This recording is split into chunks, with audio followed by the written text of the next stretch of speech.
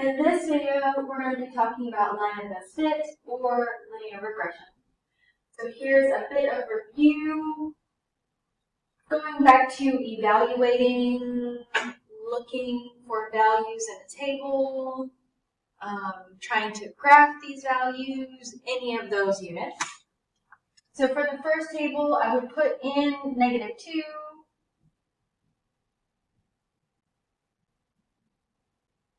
and then figure out what that is.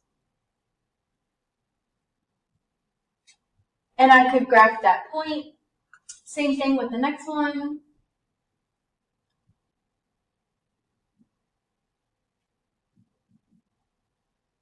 And so on and so forth.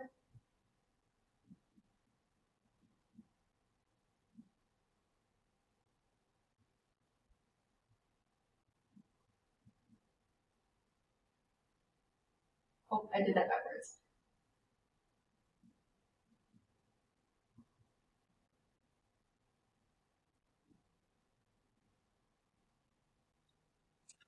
So as I'm looking through these, I see that these are going up by 3 each time,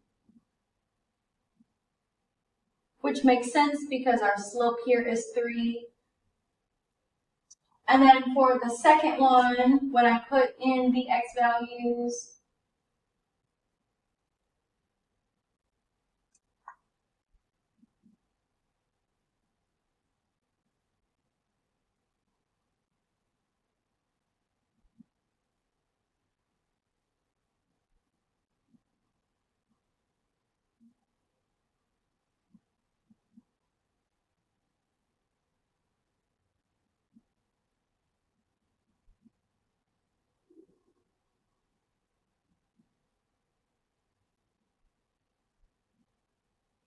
so as I'm looking at these values, it looks like these are going down by 4.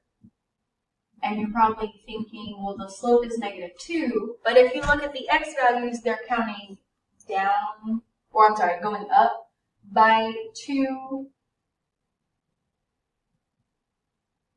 So it makes sense that these are going down by 4. If they were just going down by 1, then we would see them go down by 2. So that part is just to kind of help us when we get into some of these problems where we have to put in values or solve for a specific thing. So when we're finding line of best fit, really we are using the calculator to find a line that best fits the set of data we're given. It might not fit all the points exactly, but that's why it's called line of best fit. It best fits this set of data, whatever. So there are 2 sets of instructions on these notes. One is for the graphing calculator, one is for Desmos. So we are going to do both. So I'm going to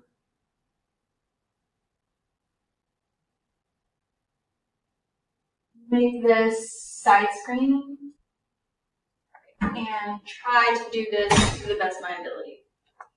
So for example 1, it says the following table shows the data collected in hours for the time spent studying for the test and the grade received. Use this information to find the curve of best fit. So you might see curve instead of line. They mean the same thing. So for the graphing calculator, step 1 says enter the data into stat, edit, L1 and L2. So on the graphing calculator, I'm going to go into stat, edit, and then put these numbers into L1 and L2, which is the first and second. So time is going to be my L1, 5, 1.5, 3, 6.5, 2, 7. And then my L2 is going to be the grades, so 86, 54, 70, 88, 76, 98. Once we put both of them in, so it says something about clearing lists, or if we're missing a list, we don't need to clear them out right now, so we don't need to worry about that part. We are then going to go into stat, go over to calculate, so my right arrow. And then we're looking for linear regression. So remember, line of best fit, linear regression, they're the same thing. And when you're looking at the calculator, there are two different ones. One says ax plus b, the other says a plus bx. We're going to go with the one that says ax plus b. Think about that like mx plus b, but it's a. So number 4. And then I want my x to be list 1, my y's to be list 2. I don't need to worry about the frequent list, but I do want to store this. So when I store this equation, it's going to store it in my y equals for me without me having to type everything out. So what I'm going to do is hit alpha trace. And this just asks where do you want to store it at. You can just hit enter, hit 1. So I'm going to hit enter, and then again, and then one more time. It's going to give me the same thing that it says on the notes, but this is my slope and my y-intercept. And then what I'm going to do is I'm going to look at the graph.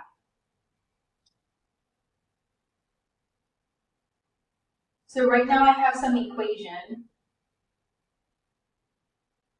But first I'm going to go into second y equals. I'm going to turn this on, so hit enter twice. Go back to my graph. Oops, I hit table. And then I'm going to do zoom, and I want to see the points I plotted, so I'm going to do zoom stat. And now I can see that this line doesn't necessarily touch any of the points that I put in, but it's relatively close to them. So that's why this is the line of best fit. So on my next page, I'm going to write in that equation I have. So I could go back to my y equals to figure out what that was. I'm not going to put in all of those decimals because it's a lot. I'm just going to round to 2 decimal places. So let's say 6.01x plus 53.62.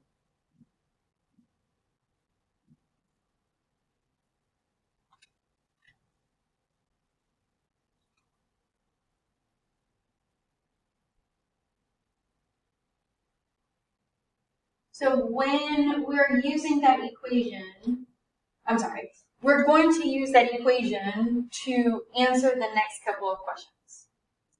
So I went back to my home screen and I cleared it out. We're going to do a couple of things. We're going to use the same equation from our y equals.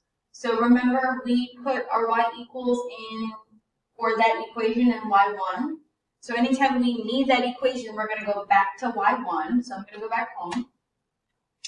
And then our variable that we put in was x. So for this first question, it asks, predict the grade given for a student who studied for 0 hours. If I want to use that equation with all of its decimals, because I do, and I want 0 to be x, what I'm going to do is press 0, press this STO, STO, it stands for store, button, and x. This means every time I now put in x, 0 is going in as the value. So if I want this to do the work for me when a student studied 0 hours, I'm going to go into my alpha trace again, get my equation from my y1. Remember, my y1 had x in it, so when I press enter, it's going to solve it for me. So for a student that didn't study at all, their grade would be at 53.62. And again, we're going to round to 2 decimal places. Well, now I want 6 hours of studying, so I'm going to go back to my calculator and I'm going to store 6 for x and bring my alpha trace back so I can have my equation. So now x is 6 and it's going to solve it for me. So for a student that spent 6 hours studying, they would have a grade of 89.69 because we're rounding to 2 decimal places. This last question asks, how many hours do we need to study to get over 100%? So we could do a couple things. We could solve this by hand. I'm going to go into my table. So if it's asking for the number of hours, remember our hours was our x, that means it's giving us our y value of 100. And we need to see how many hours or what would x be. So if I'm looking at my table, I see it needs to be over 7 hours, but less than 8. So if I rounded it, I would say about 8 hours. Because it does say greater than 100, not exactly 100. So I would say about 8 hours if I'm looking at the table. But if I was actually solving it, I would go through and put in my equation. I'm just going to use the one I have up here. We need this to be greater than 100. And I would solve this for x. So subtract 53.62 on both sides.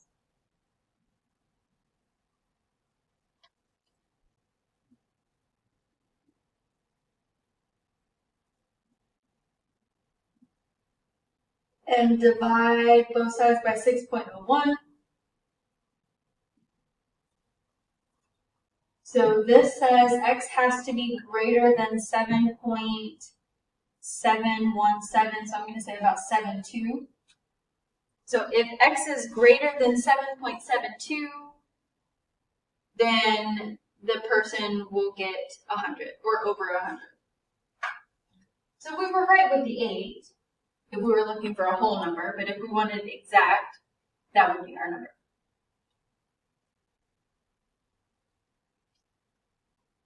The next example is on Desmos. So I have my Desmos graphing calculator pulled up. It says step 1, go to Desmos, step 2, start graphing. I already did that. Now I'm on step 3. So we're looking for this plus here in the corner.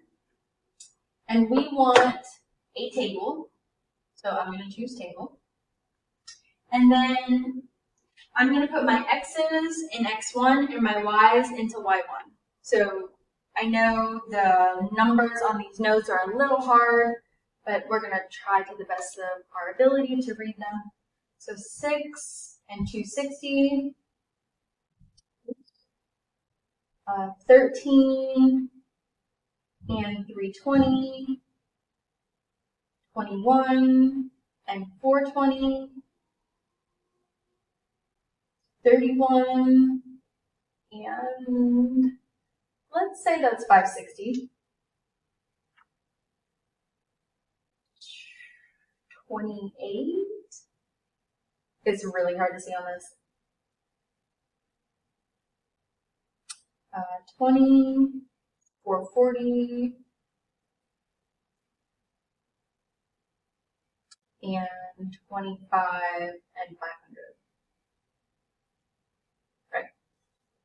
So once we have all of our values in our table,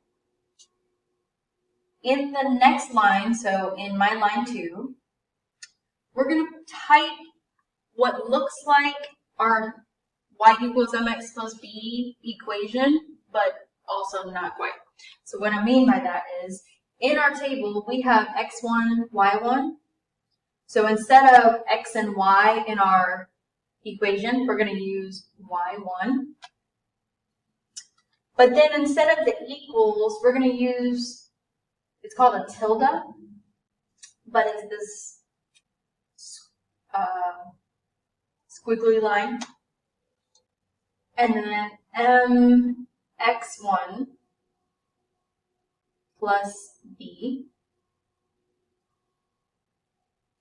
And it's going to give us our line of best fit, kind of like how the calculator did, but different.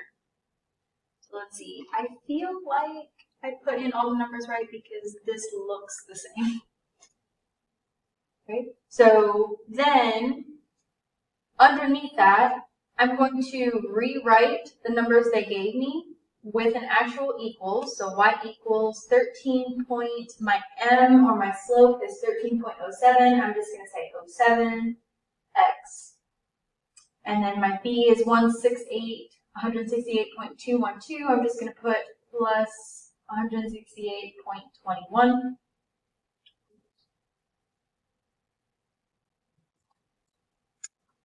And then right now I don't have anything on my graph, but if I go back to my table and I hit this plus on the side, it will zoom in for me. So again, these points aren't exactly on this line, but they're really close.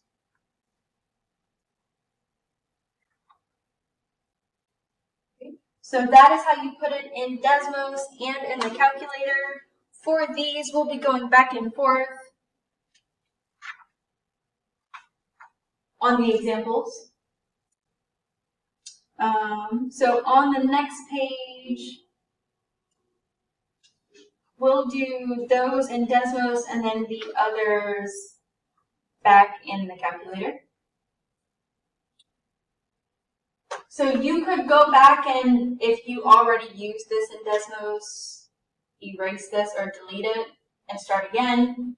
If you add in a new table, it's going to call this x2, y2. So when you make your new equation, it's going to be y2 tilde mx2 plus b. Or you could just go back and change the values in your first table. That way you don't have to worry about that.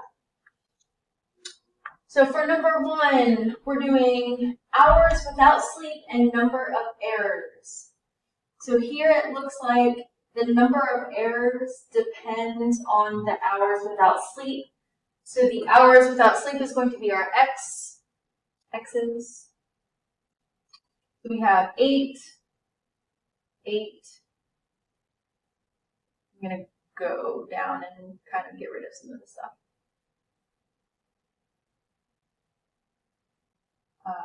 12,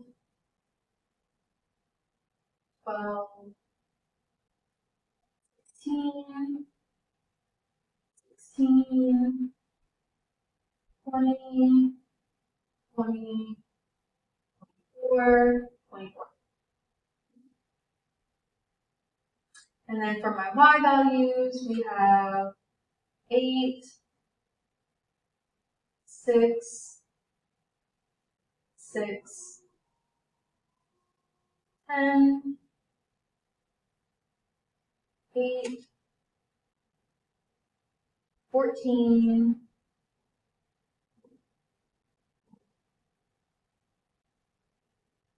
12, oh, that's the wrong one. I'm clicking all the wrong stuff. Okay, 12, 16, and 12. Okay, because I already have these points in here, and I already had my equation kind of written there, I didn't delete it. It changed the numbers for me. So I have my slope and my y-intercept, so I can go ahead and write that in. So line of best fit, y equals 0.48 x plus 3.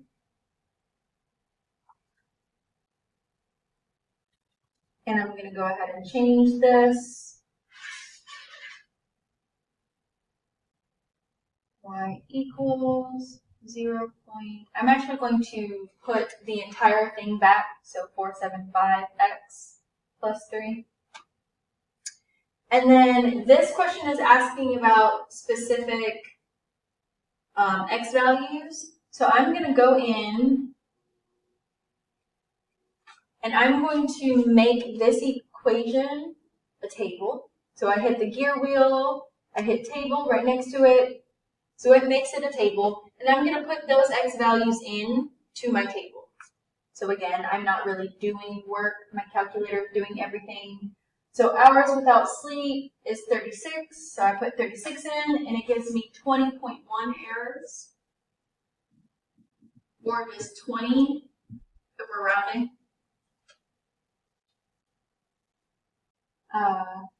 54, so 28.65, or 29 if we're rounding, and then 120,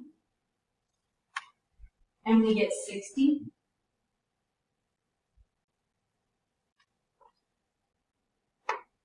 So with Desmos, it's a little easier, but depending on which class this is, some of you will only have the calculator, some of you will have Desmos. So if it's algebra or advanced algebra, you guys will have both. After, you'll only have the calculator, but you'll have Desmos at home, so it is good practice at home. We're going to go down to number 3. I'm going to get rid of all of this. Turn this off.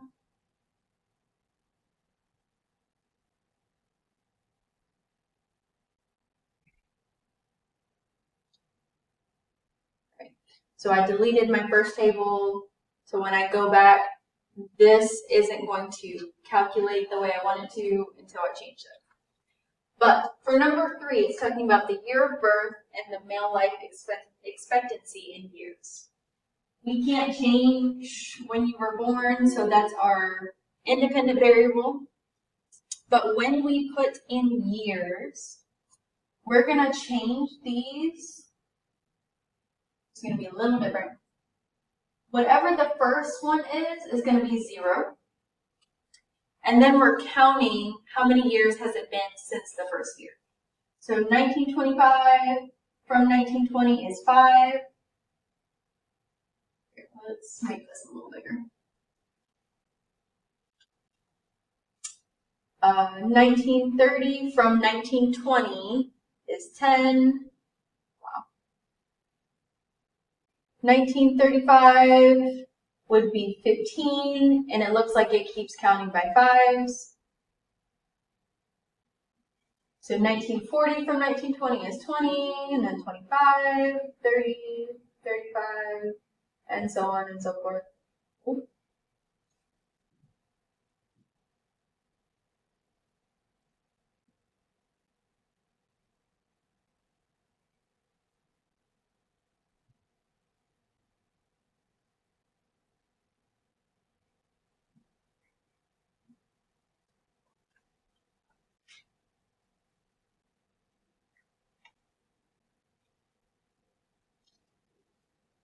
So I'm going to put all of those values in.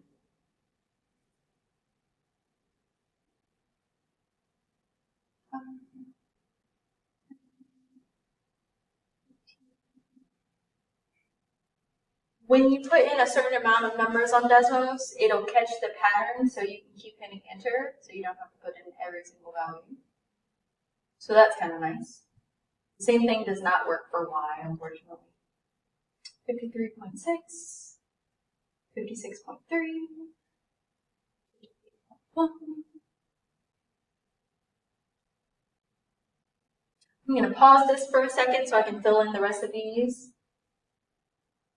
Okay, so now that I have these all in there, I'm going to go back to, remember I had my equation kind of in Desmos already, but I'm going to go back and change these 1s to 2s. So it knows that I'm talking about this table right here. And then it's giving me the slope of 0.23, 1078, and 56.198. So my line of best fit, when I write it in, is going to be y equals 0.23 x plus 56. The 9 would round up, so this would become 20.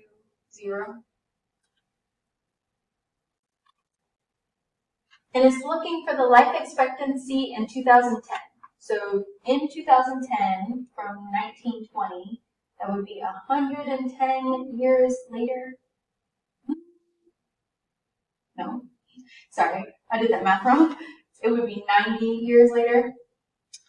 Added an extra 10 years. So I'm going to go through and I'm going to put that equation in here. I'm going to actually add it to the top so I can see what these numbers are.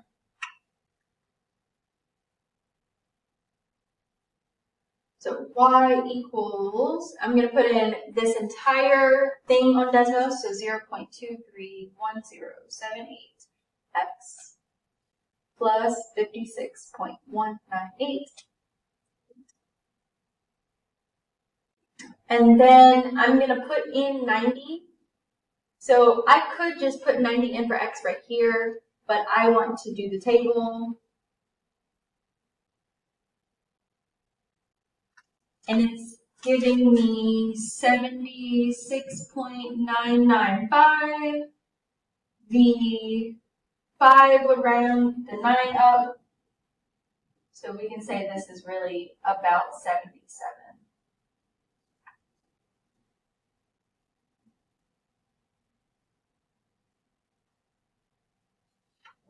We are actually going to do the other two on this page in our calculator. All right, so going back to number 2, I'm going to go back to my stat edit. And here is where that clearing list from the notes will help. So if I go all the way up to the top and I hit clear, it will get rid of all of my numbers that I had in here, so I don't have to worry about that. And then I'm going to put in the number of pictures. So that would be our independent variable because the price depends on the number. So 44, 31, 24, 15, and then 19, 31, 24, and I'm sorry, I just started putting in the x values. Let's try that again. 19, 16, 13, 10. There we go. And then I'm going to go back. So I'm looking at my steps. So I want to go back to stat, go back to calculate. I want number 4. I do want my x's in list 1, my y's in list 2. I'm going to go down and store this. I'm just going to keep using my y1 and then calculate it. So this is telling me that my line of best fit is going to be y equals, let me change this,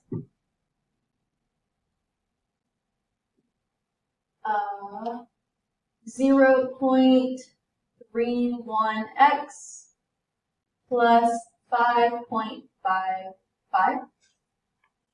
Remember, that's the shortened version. I'm really using the one with all of the decimals when I find the predictions. So now when I go into my graph, if I hit zoom 9, it will show me where that graph is in those 4 points. Then I'm going to go back to my main screen, so second mode, and it wants me to find when x is 50 and when x is 100. So I'm going to go down here and store 50 as x. And then I'm going to do my alpha trace, y1. Remember, it has x as a variable. So when it puts all of that in with 50 now as x, it's telling me that the cost would be $21.25.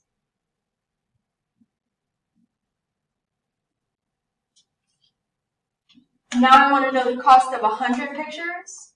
So I would store 100 as x. And then again, go back to my alpha trace, put in my y1.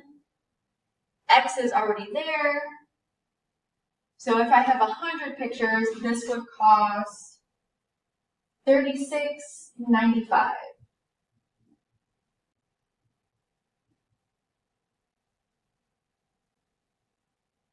It looks like the more pictures you have, the pricier this gets, which makes sense.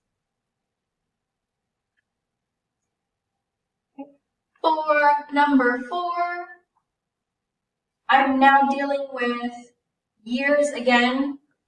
I'm going to make this big just so I can go down and relabel these. It's nice when it starts off at something like 2,000 or 1,000, something like that. Because then every year since 2000, well, 2002 was 2 years, 2004 was 4 years, and then this just keeps going like that. Probably should have wrote these down the way, but that's okay. Right, so I'm going to go back into Stat, Edit, go up to the top, clear it of both. And then for my L1, which is my X values, I'm going to put in the values 0, 2, 4, 6, 8, 10, and 12. And then for my L2, I'm going to put in these numbers. Give me a second while I do that. So all of my numbers are now in there. I'm going to go back to Stat, Edit, Stat Calc, or Calculate. Number 4, scroll down, put this in Alpha Trace, number 1, enter, enter. And this is telling me that the equation of my line is at y equals 179.6. If I rounded the 7 up, this 7 would make the 0 go up to 1. X plus 4553.9. The 8 would round the 2 up to 3. And I want the population in 2020. So that would be the year 20 years later. So I'm going to go, well, first, let me go to my graph just so I can see that it graphed and plotted these points. And then go back to my home screen. I'm going to change my X value to be 20. And then I'm going to go to Alpha Trace, put in my equation. It has an X in it with all of my decimals. And it's saying the population would be about 8146.07. And remember, this is in millions. So the process itself is not difficult. It's a lot of steps getting through everything. So you now have time to work through some problems on your own.